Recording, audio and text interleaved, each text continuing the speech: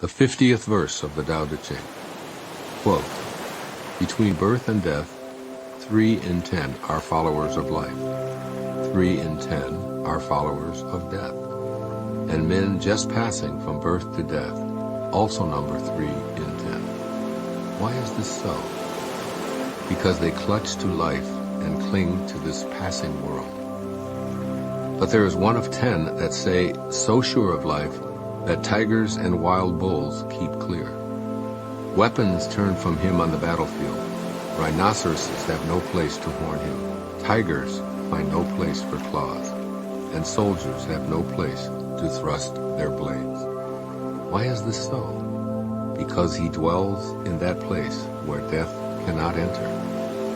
Realize your essence, and you will witness the end without ending." Unquote. Living as an immortal. In this passage, Lao Tzu asks you to change the way you look at your mortality. The Tao teaches that death is an insignificant detail that doesn't need to be consciously struggled with or dreaded. As this verse of the Tao Te Ching informs you, there's a place where death cannot enter. Talk about your life changing when you change your thoughts. This is the ultimate, since the fear of death tops virtually everyone's list of anxieties. If you see yourself solely as a physical mortal, then you're part of the 90% of the population that this passage refers to as followers of life, followers of death, or just passing from birth to death. Here you're being encouraged to aspire to be part of the remaining 10% for whom thoughts of mortality don't invade the heart space or life in general. By altering the way you see death, you'll be in that select group. You'll experience life on the active side of infinity, knowing yourself first and foremost as a spiritual being, having a temporary human experience, rather than the other way around. In this realm, you'll be gracefully adept at moving along free of the fear of life-threatening events.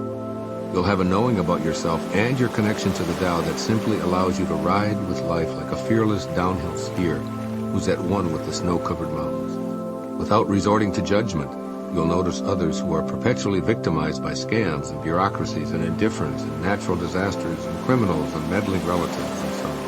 With an intimate awareness of your infinite essence that's centered in the Tao, you'll most likely escape from victimization yourself, and you'll lightly deal with situations that others tend to get stuck in. In other words, when you know your own endless nature and live each day with this awareness directing you, there will simply be no space within you for mortality to call the shots. If harm ever does make an attempt to inflict damage or death on you, it won't find a place to sink its hooks in. Change how you think about death by seeing your essential spiritual beingness, and you'll be able to enjoy this world without the dread caused by believing you are of it.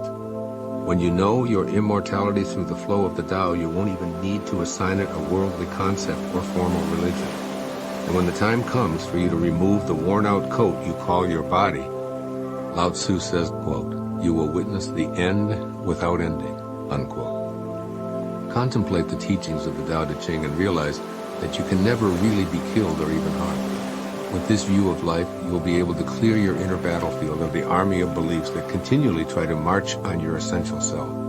Fear and dread are weapons that can't hurt or threaten you. Even the natural elements symbolized by rhino's horns and tiger's claws can't inflict damage because they butt against and tear at a space that has no solidity for them to inflict pain. You dwell in a place that cannot be penetrated by death. No longer are you clutching at the 10,000 things and treating your short journey from cradle to grave as your one and only ultimate life experience. Now you're the infinite Tao living your real essence. Although Lao Tzu lived 25 centuries ago, he is still very much alive. I feel him urging you to heed the following bits of wisdom. First, create affirmations. Remind yourself, no one dies, including myself. Affirm that you can never be harmed or destroyed, for you are not your body. If you stay connected to this reality, you'll automatically deflect dangers that may have previously been able to invade your physical space. For example, as the Indian saint Muktananda lay dying, his devotees are said to have surrounded him, pleading, "Please don't leave." Muktananda replied, "Don't be silly. Where could I go?" The great Swami realized his true essence and knew that he was at an end without ending. And secondly, die while you're alive. In your imagination, contemplate the death of your physical shell.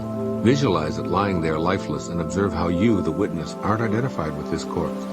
Now bring that same attention to your body as it gets up and goes about its daily tasks. Nothing could harm your human form when it was dead, and nothing can harm you now because you are not that body. You're the invisible, witnessing essence. Remain in this realization, knowing that you've experienced the death of your earthly container as your primary source of identification. In this new awareness, you're impenetrable and free. Here's how Leonardo da Vinci expressed the message of this verse of the Tao Te Ching. Quote, "While I thought that I was learning how to live, I have been learning how to die." Unquote. Do this now while you're still alive. Do the Tao now. This Tao exercise is an inner vision quest in which you picture yourself as immune to harm. Create your own imagined picture of danger, or draw on the 50th verse of the Tao Te Ching for threats to your life. Tigers jump at you and miss. Swords are thrust at you, but do no damage. Bombs explode, but you're unscathed. Keep this image of yourself as incapable of being harmed, regardless of what goes on in your body. Then use this witness to your immortality vision to help you activate dormant protective forces that will accommodate you in fulfilling what you've imagined.